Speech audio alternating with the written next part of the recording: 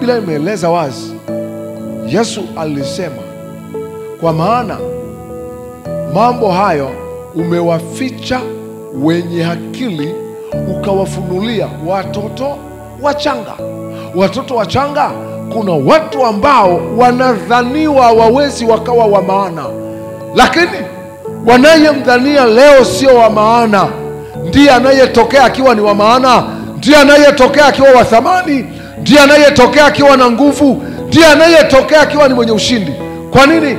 Wanachokidharau ndani yake Mungu ndipo anapoficha kile kitu chenye nguvu. Waliomuona mtoto Yesu akiwa wa kwanza, waliomuona mtoto Yesu wakiwa wa kwanza, walikuwa ni mamajusi, watu wa chini, watu waliodharauliwa. Lakini Mungu ni Mungu wa maana sana kwa watu hata wa chini. Tukisoma katika Injili ya Luka mtakatifu sura ya 2 mstari wa 14 hadi 25, tunatambua Bwana Yesu, japo wengine wote walikuwepo hekaluni, hawakuelewa wala hawakutambua, ila alikuwepo Simeoni ambaye na uzee wake aliendelea kukaa katika nyumba ya ibada.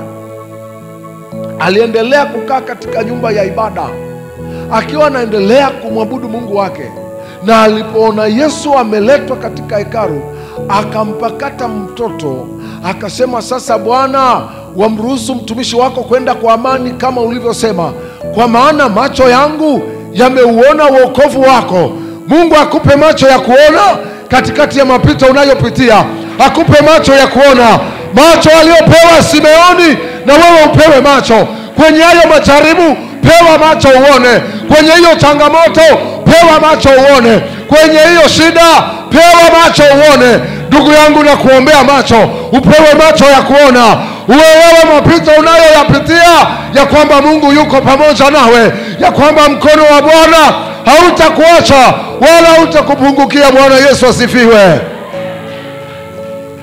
Simeoni na uzee wake, Simeoni na shida aliyokupitia, akaomba Mungu akampa macho ya kuona. Watoto wengine wanaletwa, lakini akasema huyu sio mtoto wa kawaida. Luka 2:14. Tuendelee kusoma pale, maana naona inawezekana kuna mtu hawezi kuelewa kwa haraka.